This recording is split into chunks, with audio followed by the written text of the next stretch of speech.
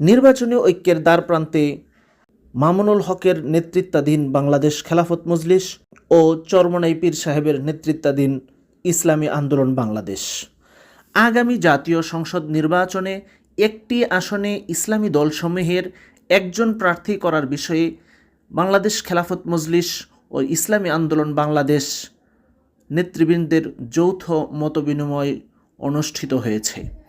আজ ২রা ফেব্রুয়ারি রবিবার বাদ মাগরিব ইসলামী আন্দোলন বাংলাদেশের কেন্দ্রীয় কার্যালয়ে দলের সিনিয়র প্রেসিডিয়াম সদস্য অধ্যক্ষ মাওলানা সৈয়দ মোহাম্মদ মুসাদ্দেক বিল্লাহ আল মাদানির সভাপতিত্বে এ মতবিনিময় সভা অনুষ্ঠিত হয়।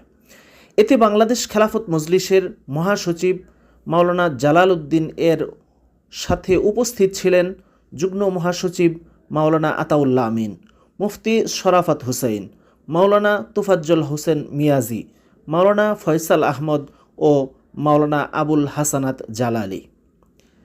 ইসলামী আন্দোলন বাংলাদেশের পক্ষ থেকে বৈঠকে উপস্থিত ছিলেন প্রেসিডিয়াম সদস্য অধ্যাপক আশরাফ আলী আকন, যুগ্ম মহাসচিব অধ্যক্ষ হাফেজ মাওলানা শেখ ফজলে বারি মাসউদ, সহকারী মহাসচিব মাওলানা আব্দুল কাইয়ুম ও AKM আতিকুর রহমান।